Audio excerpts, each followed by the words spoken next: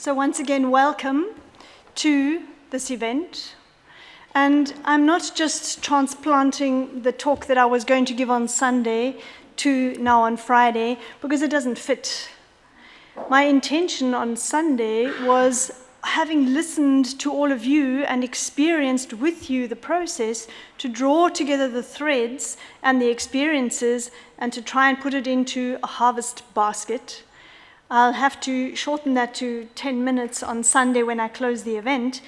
And I'm trying to link into Gerald Hefner's title. And his title for today was Exploring Individual Responsibility in Global Challenges Today. And somehow we need to set the tone for this workshop, for this understanding of ethical individualism, individual responsibility. What does that mean? And what is it that we want to try to open ourselves to in collaboration with each other during this weekend and during these workshops? And therefore, I would like to just paint a little bit of a picture of how we experience the world today and how we find ourselves in the situation in the world today. Humanity finds itself living in a global world, a global civilization, which on the one hand means that the boundaries are dissolved and that we can travel the world. The world has become small and we can travel easily and meet people of all different nations, colors, kinds.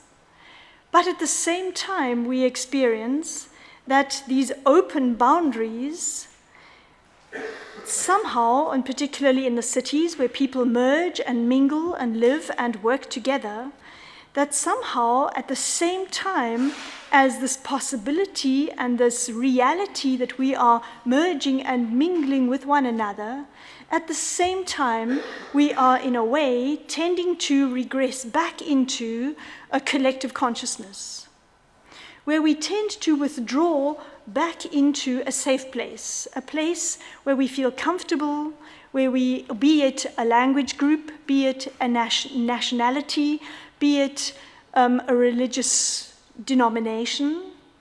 And so we find ourselves in a dichotomy.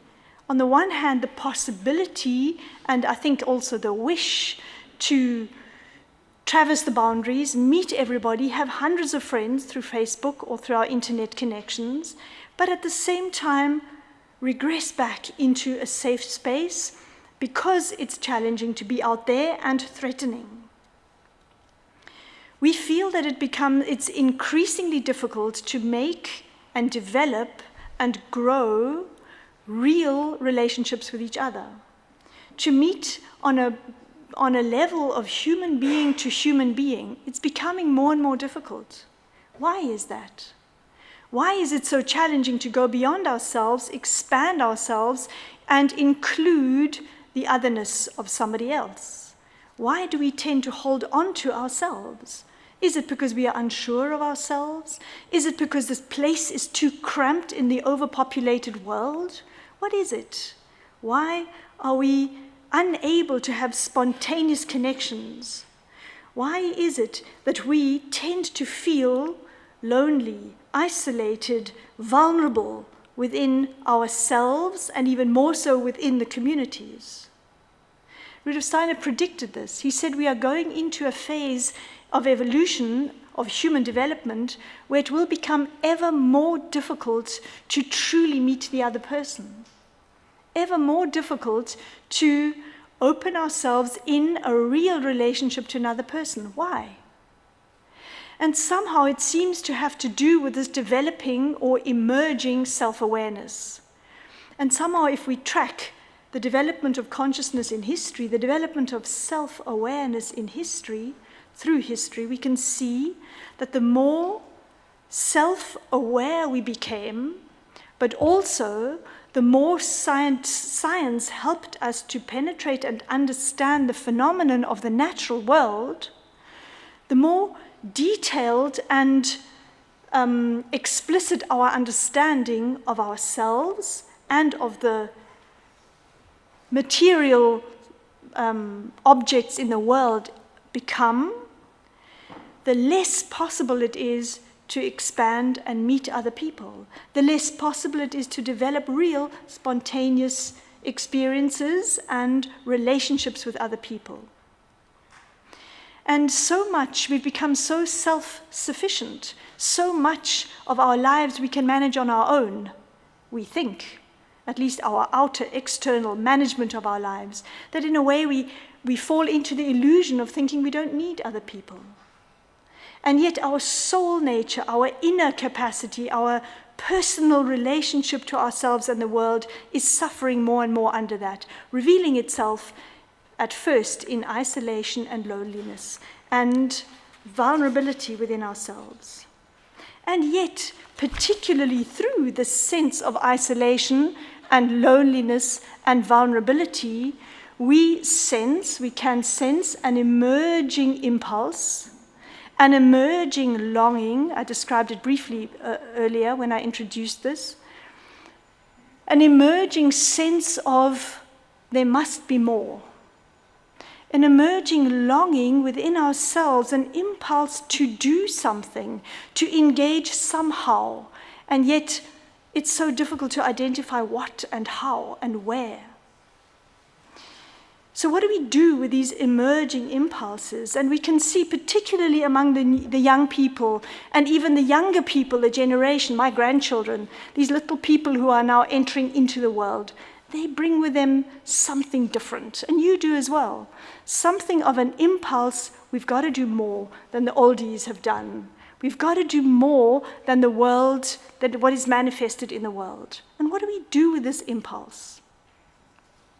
And we can experience gradually that new capacities are being born out of, and particularly through the fact that we live in the sense of isolation. Because we live in the sense of loneliness and isolation, something new is stirring within us. And what is that? Where within us do we feel that? And this comes back to this individualization. We have developed a sense of individuality, but I think if we self-reflect and become aware of that, we must acknowledge that our individuality, our self-reflected, self-aware nature grows out of something which we are born into, grows out of an identity which has grown and developed through the family, the community, the religious grouping, the nation, the genus that we've been born into, even through the geographic surrounding. So we've all been born into a particular reality, a particular community, a particular place in the world. And without us knowing, and from outside, we can almost say, from the nature, from the family, from the guidance of our teachers, from our religious groupings, we have developed an identity. We have developed into who we are, whether we like it or not. And out of that identity gradually emerges and liberates itself our individuality. And in many cases, this individuality, after a while, says, I don't actually want to be here anymore. I don't belong to this group of people, or I want to explore more. And so, in a way, we then, I've said, marginalize ourselves. We ourselves decide to step out of that given community or religious grouping or home area which we've been born into, and take ourselves off to a different part of the world. And if we don't do so out of our own free choice and voluntarily, as many young people do, and many of you did that, you took yourselves away for a year to experience a completely different situation in the world. Many people don't have that choice. Many people in the world don't have the opportunity to go away for a year and travel and find new experiences, new people, new ways of life. But in many cases, because of the situations that people find themselves in Africa, in Syria, in Asia, people have been forced to migrate and are forced to find themselves as refugees in exile in different countries. in different communities, in different ways of life. And this is a characteristic of our world, whether it's chosen or not. And there's something tragic in it and something at the same time beautiful in it. Because it's just through the alienation, through the sense of being uprooted and homeless, that a new capacity emerges or can emerge. And somehow we feel ourselves at the moment in this space, in the world, many people, either freiwillig, freely, voluntarily, or forced, in a forced way, having to follow this question of who am I in relationship to my surrounding. And that sensing another human being, because I'm not losing myself in the other, but I am inviting the other to show themselves through an appreciative inquiry because I'm opening the question to the other to show themselves without giving myself to the other. I'm not immersing myself in the other. I'm inviting the other to show themselves. Through that, we are birthing or developing empathy. Empathy, that incredible capacity which is new in society. It's only about 50, 90, maybe years old, because it depends on the conscious, self-aware soul. The conscious soul which can stand grounded in themselves, in their own truth, and yet open to another. It's not about losing oneself in another. It's about inviting the other to show themselves, where I can live into the other without losing myself. That double capacity of living in myself and in the other, you guys can do that much more than we can. Because somehow you've got this capacity of expanding yourself, which we can learn from you. And it's a practice which we, in a way, are asked to challenge, a practice we are asked to take up. And through that, developing empathy. And another aspect which we can call, which develops out of empathy, is hospitality. The possibility of becoming a host. The Goetheanum is your host. The Goetheanum invites you this weekend to come and to share your story on our premises and according to our terms. So we've prepared the space, but we've invited you, and we need you to share your story so that this home can become a hospitable place. Otherwise, it's an empty home if you don't come and tell your story.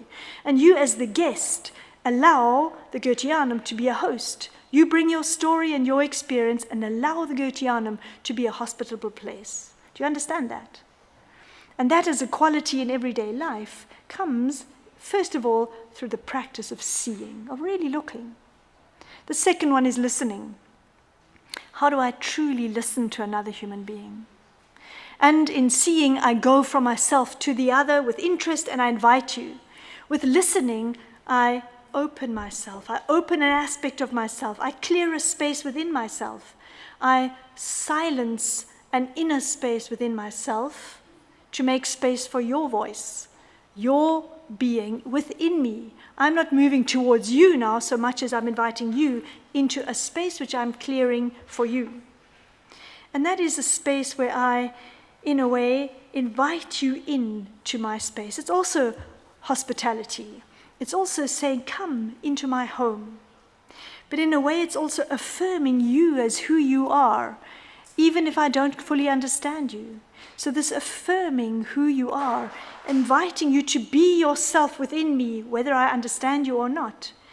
And what does that take in me?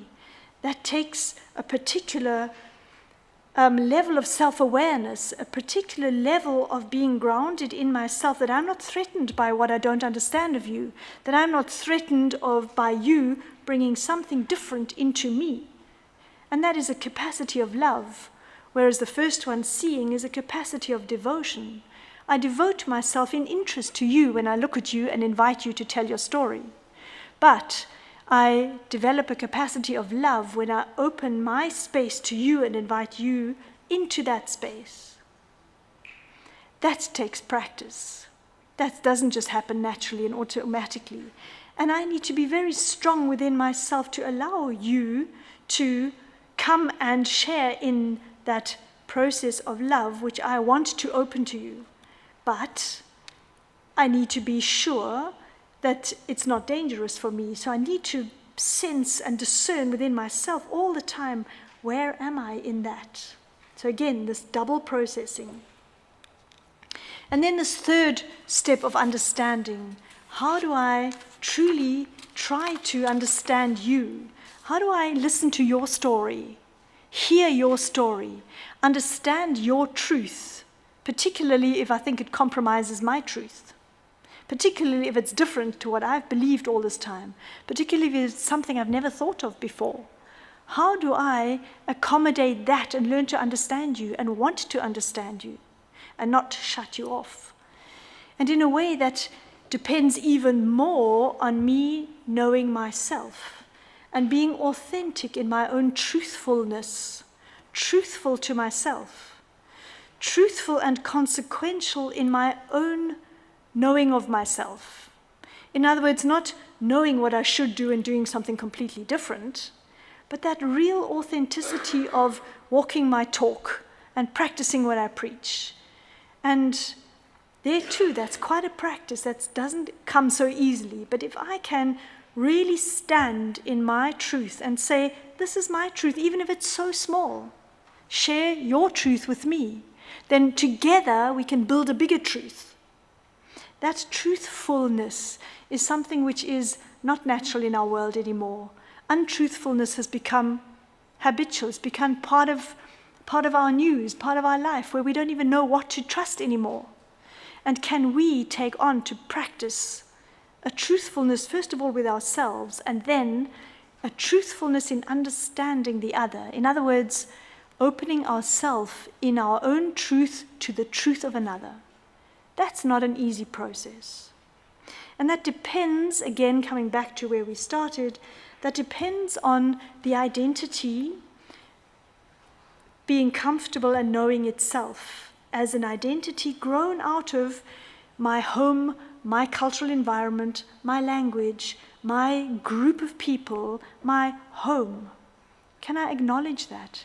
That even if I'm exiled and have left home on these three different levels, can I acknowledge that my home has given me what I have and be grateful for that? And acknowledge that and use that as a foundation out of which I can then liberate my individuality and step out of it, knowing that it's there.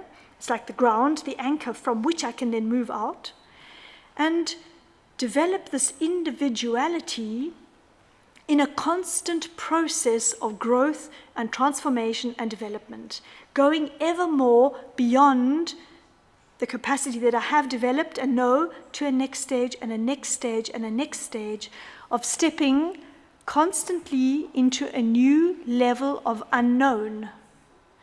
And again, Edouard Glissant describes that the identity is and must be in constant transformation. And in so doing, otherwise it stagnates and goes rotten, goes foul, can't work, degenerates. But if the identity is in a process of constant transformation and development, it makes it fragile and precious.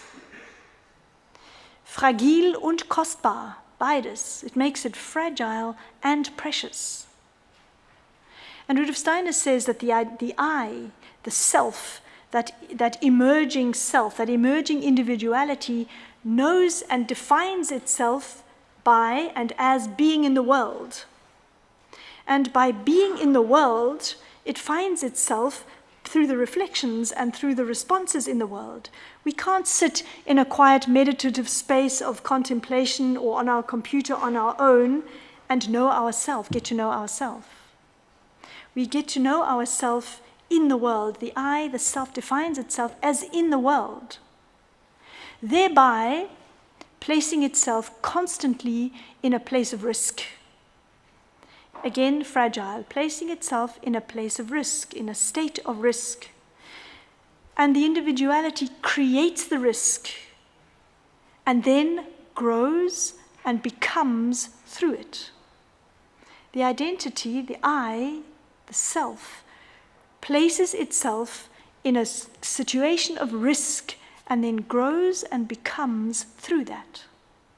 So again, this dichotomy that we need the space of risk, we need that fragile space in order for something new to come about. And isn't that what we experience in the world at the moment? Fragility, isolation, fixedness, pain, suffering. But if we can understand and sense within ourselves that that is the birthplace, the womb for something new to come about, then it doesn't mean we can condone it and say it's great. But it might mean that we can take the challenge and face it. And that's all I want to say today.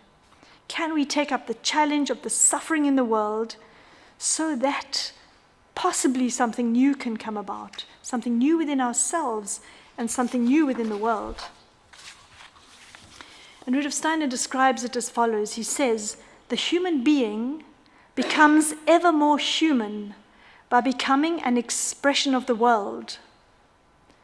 The human being, der Mensch wird immer mehr Mensch, indem ein Ausdruck der Welt wird.